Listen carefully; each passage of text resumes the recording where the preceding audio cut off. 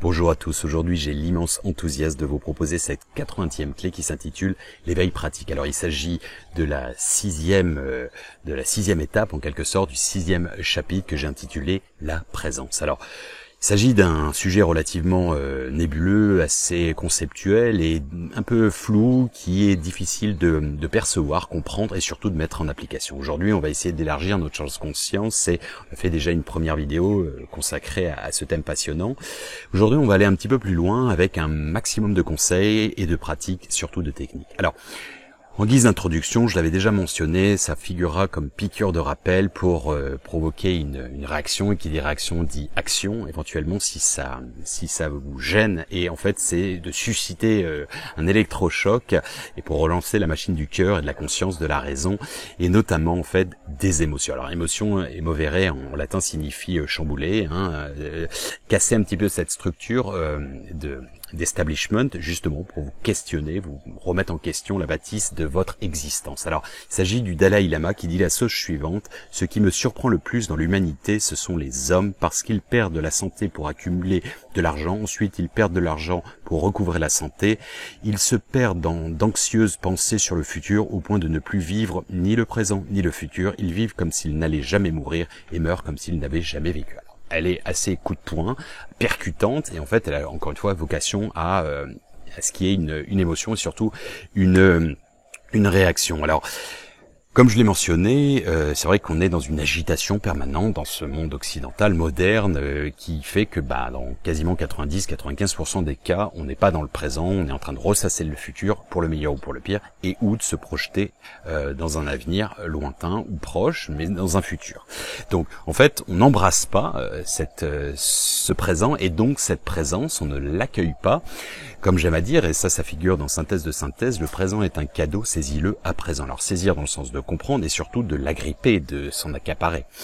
Alors, si vous voulez, la notion de pensée compulsive, elle est propre à quasiment chacun de nous et elle est un outil, mais en fait, elle a plus tendance à nous utiliser que nous l'utiliser. C'est-à-dire qu'en fait, on en est asservi, on est pour s'en affranchir justement, il est bon de s'en libérer. Alors, c'est une pathologie, et qui dit pathologie, pathos en grec signifie justement la souffrance. Alors Bouddha disait justement que l'illumination c'était la fin de la souffrance. Alors souffrir vient de subir, donc ça sous-entend qu'on est passif. Et donc on ne sait pas utiliser cette pensée.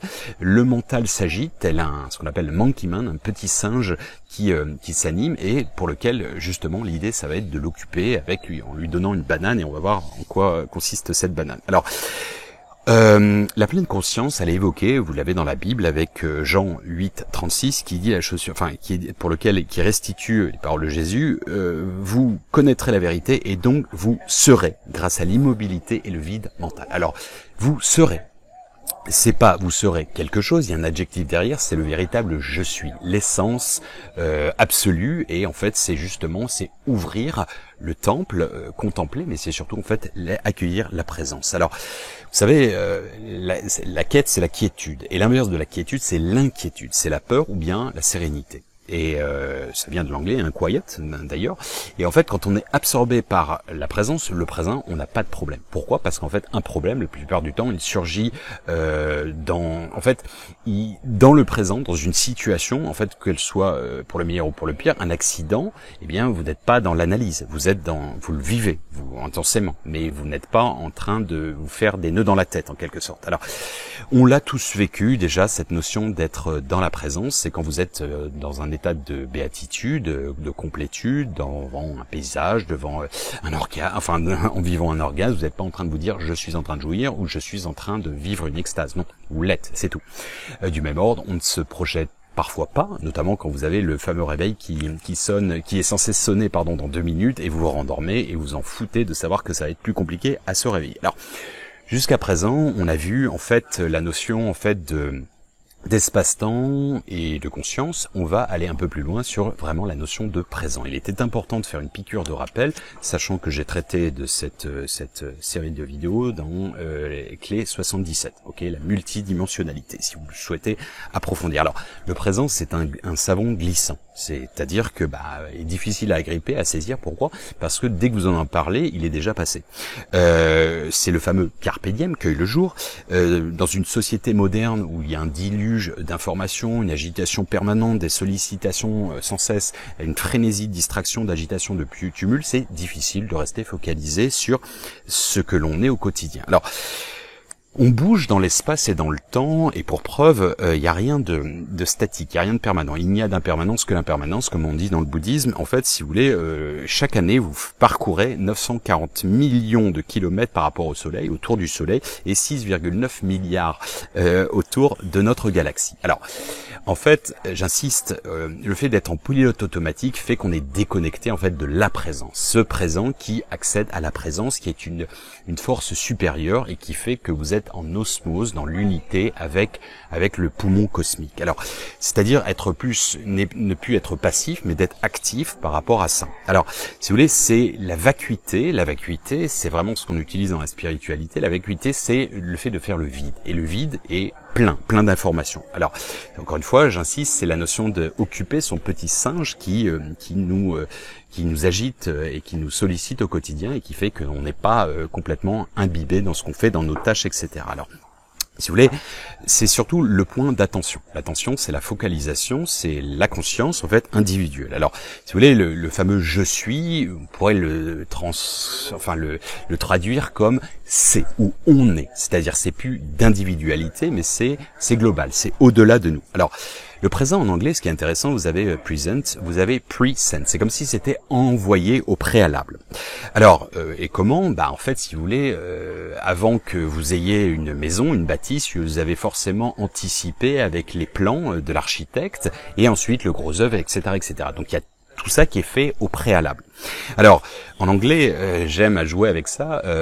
No future, vous avez aussi now future, maintenant et le futur. Alors, en fait, il y a un truc qui est très intéressant, je l'avais mentionné dans multidimensionnalité, c'est la notion de seconde, que dans énormément de langues, qu'elles soient nordiques, slaves, donc elles n'ont aucune relation, hein. Les langues anglo-saxonnes, en allemand, en anglais, en néerlandais, les langues latines, ou même en chinois, on dit seconde pour l'unité la plus petite du temps. Ce qui est étrange, pourquoi on dit seconde? Pourquoi on dit pas première, hein? Posez-vous cette question. Moi, j'ai toujours pensé que c'était un petit peu la première serait en fait cette espèce de temps suspendu juste avant, qui est en fait comme la roulette du casino, pour lequel la seconde serait un état parmi tant d'autres et qui est une cristallisation d'un état parmi tant d'autres.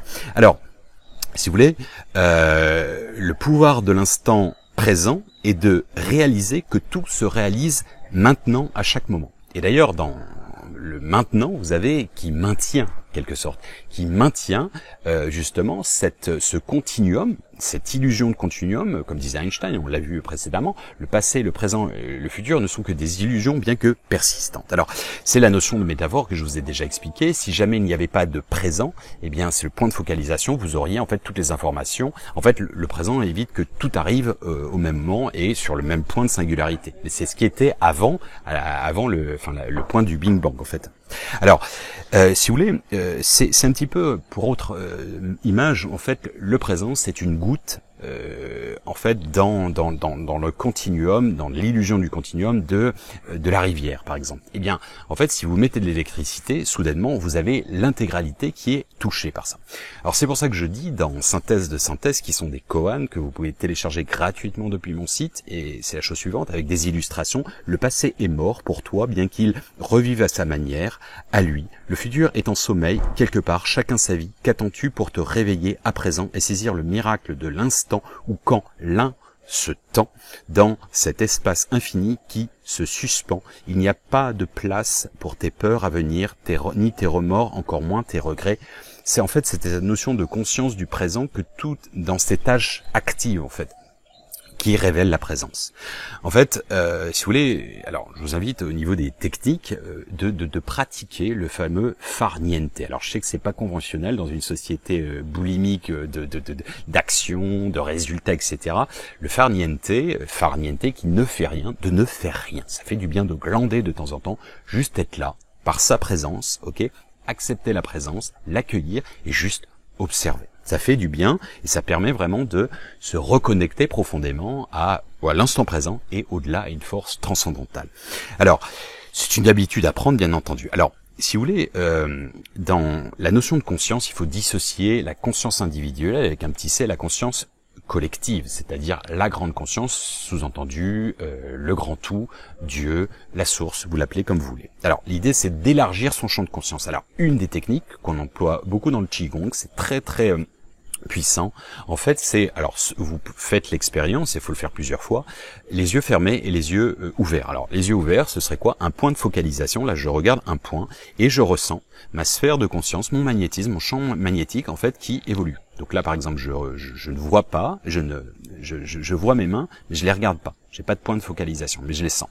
Je peux aller plus loin, élargir cette sphère de conscience et en fait ressentir les choses. Faites-le aussi les yeux fermés. Plus vous allez faire ça, au plus vous étendez à l'infini en quelque sorte votre magnétisme. Alors, être attentif à son, c'est une autre technique, être attentif à son propre endormissement. Alors, évidemment, vous allez vous réveiller sans cesse, mais c'est intéressant de voir ce moment où vous commencez à basculer dans le non-temps et surtout la non-présence, la non-présence d'esprit et donc de focalisation et de conscience, qui permet d'accéder à quelque chose, une présence au-delà, qui va être au-delà de vous. Il y a quelque chose de magique que je ne peux pas expliquer qui s'opère à ce moment-là.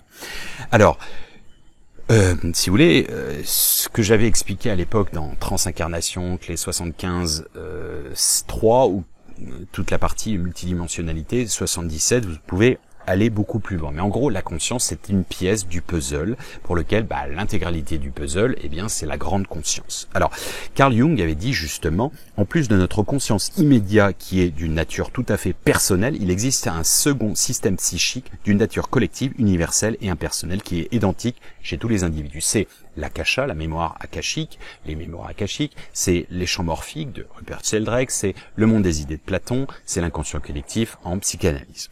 Alors, si vous voulez, à titre informatif, dans le passé, en fait, le moment où il y a une pointe de scission, et après ça s'est accentué avec la société moderne, c'est vraiment le fait que, avant l'humain, est chasseur-cueilleur, c'est tous les jours, au quotidien, il cherche les trucs. Après, quand il a commencé à cultiver la terre, etc., à faire des réserves, il a commencé à se projeter dans le futur, le fait qu'il y ait une date de péremption, que ce soit, et puis qu'on puisse lui voler surtout. Donc il a commencé à se faire du souci pour le futur, alors qu'avant il était quasiment dans un instant présent. Un animal, quand il a plus faim, il fait pas des réserves, il les met de côté, etc. En général, il vit au jour le jour, même à l'heure par heure. C'est un petit peu l'innocence que vous retrouvez dans la candeur d'un enfant. Encore une fois, je répète cet exemple qui est assez, pour moi, évocateur. Le fait que un enfant préfère, dans 100% des cas, quand il est jeune, un morceau de chocolat maintenant plutôt qu'une tablette dans 1 heure. Alors, le mental aime créer des problèmes. Pour se distinguer, se différencier, et c'est le principe de base, la raison d'être de l'ego, c'est la dimension d'existence. Exister signifie se séparer de l'absolu, du grand tout. Alors, si vous voulez, le présent est toujours une situation, comme je l'ai dit, un problème n'est pas vécu comme un problème au moment où il est. Un accident, vous n'êtes pas dans le fait de constater qu'il y a un problème. Vous n'analysez pas, vous le vivez.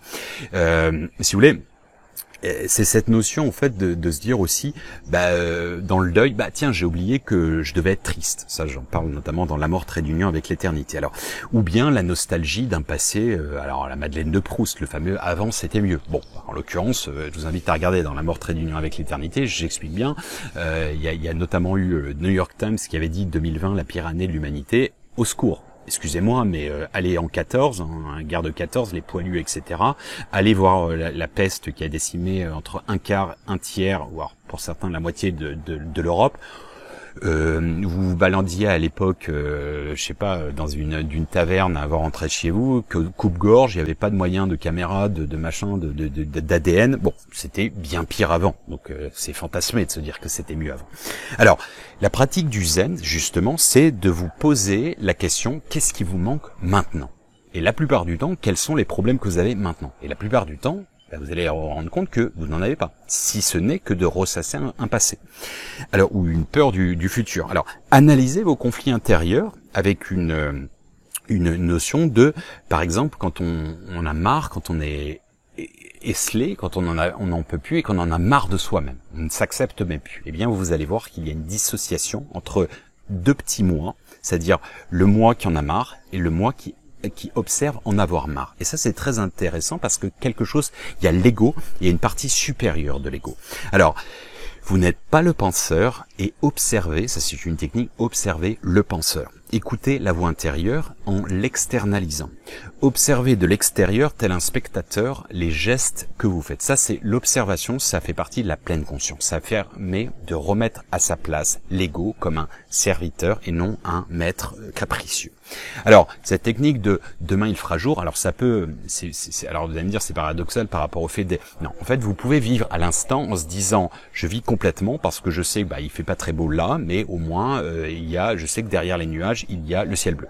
Donc je sais qu'à un moment ça ira mieux, donc je vibre bien maintenant parce que je me rassure par rapport à ça. Alors, cela étant, Carpe diem est très important dans cette notion où il y a des gens malheureusement qui gâchent en fait l'instant présent par rapport à un futur espéré et un espoir d'espérer. Mais bon, quand vous allez en vacances par exemple, vous dites pas vous arrivez le premier jour, vous dites pas putain dans 15 jours je retourne au bureau, ça me saoule, etc. et vous gâchez vos vacances. Non, peut-être le dernier jour et encore, non, vous voulez en profiter un maximum. Bon, eh bien du même ordre, comme je dis souvent, la réunion de demain qui est demain, elle est demain. Donc ça sert à rien, vous allez dormir, vous allez passer du temps, ça ne sert à rien, ça ne changera rien. Rationalisez la chose. Si vous la poussez à une semaine, est-ce que vous allez stresser? Oui, peut-être. Un mois, peut-être moins. Un an? Bah non, parce qu'un an c'est dans longtemps. Dans 10 ans, etc. Et je vous dis, sinon, à l'extrême, on angoisse à mort de la mort, justement. Alors, de la même manière, dans l'instant présent, est-ce qu'il y a un problème avec un bruit extérieur? Est-ce qu'il y a... Non. Dans l'instant présent, quand vous êtes complètement absorbé, eh bien, il n'y a aucun problème et vous êtes dans une plénitude naturelle. Alors, en pratique, je vous invite à essayer d'être vigilant à le fait de ne pas être concentré sur l'instant présent. Vous allez être en garde, je vous demande pas d'être conscient de ce que vous faites au présent, mais plutôt d'être vigilant sur le fait de ne pas être conscient. C'est un peu différent, c'est subtil, mais c'est plus facile que dans l'autre sens. Bon, bref. Aussi, posez-vous cette question, guettez, en fait, la première pensée, on va dire, subversive qui va arriver. Dites-vous, quand est-ce qu'elle va arriver? Et puis, en fait, vous allez vous rendre compte que, ça va prendre peut-être 2 secondes. 3 secondes, 5 secondes, 10 secondes.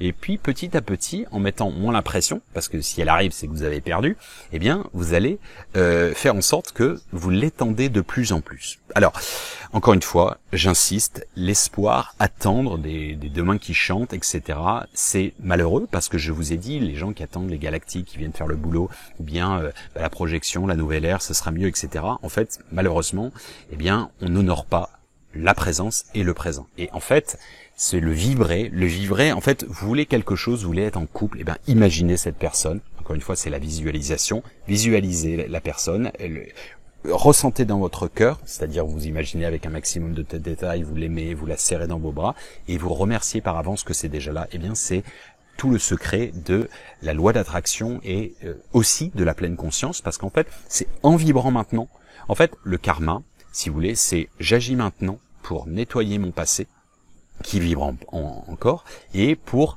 préparer un futur qui existe déjà. Mais si vous voulez vous analyser, le passé, il est toujours analysé au présent, avec une projection de votre complexion, de votre état d'esprit, état d'âme maintenant sur le passé. D'accord? Si vous êtes optimiste maintenant, vous allez regarder le passé avec complaisance. Et si vous êtes mal luné, vous allez vous dire finalement elle m'avait fait ça, ceci, etc. D'accord? Et idem pour le futur. Donc en fait, il n'y a qu'une somme de petit présent. Quelle heure est-il maintenant? Il est maintenant, c'est tout. Et en fait, ça c'est très important parce qu'en fait, plus vous allez vivre comme tel, eh bien plus vous allez activer la vie, mais avec une puissance beaucoup plus forte. Vous allez être beaucoup plus réceptif aux synchronicités, etc. Et vous allez ressentir le poumon cosmique. Vous savez, c'est cette fameuse métaphore du tavernier qui met sur sa devanture « Demain, on sert gratuit ». Alors, le lendemain, les villageois accourent en se disant « Chiche, chouette, on va boire à l'œil ». Donc ils commandent, etc. Et puis au moment, à la fin, le tavernier leur demande de régler la note. Et puis ils disent attendez, vous aviez dit demain on sert gratuit. Alors ils emmènent dehors, ils leur montrent, ils leur disent voilà, demain on sert gratuit. Oui, c'est réel. Est-ce qu'on est demain? Non. Et en fait c'est le serpent qui se mord la queue parce que tout simplement demain n'arrive jamais, parce que demain n'existe pas. Enfin, je pense que vous aurez compris, c'est le savant glissant, on essaie toujours de mettre le doigt. En fait, le présent, c'est assez simple. Ça ne se discute pas. ça ne se conscientise pas, ça ne se comprend pas, ça se vit. C'est comme ce que je dis en anglais, c'est pas understand, c'est innerstand. C'est un néologisme pour dire ça se comprend, ça s'expérimente beaucoup plus. C'est comme si vous essayiez de relater un orgasme, un moment de plénitude. Vous êtes dedans, vous êtes complètement absorbé. L'espace-temps se dilue, vous sortez et vous êtes vraiment dans la présence, c'est-à-dire dans cette unité divine, sacrée. On verra notamment ensuite dans la prochaine vidéo d'autres techniques sur un peu plus petite pratique de cette méthodologie de la pleine conscience. Voilà, j'espère que ça vous aidera à façonner le passe-partout, la clé des champs de conscience, des champs du cœur, des champs de la présence, de ce que vous souhaitez. Comme vous le savez, tous les chemins mènent à Rome et aux Dômes. À bon entendeur. Salut.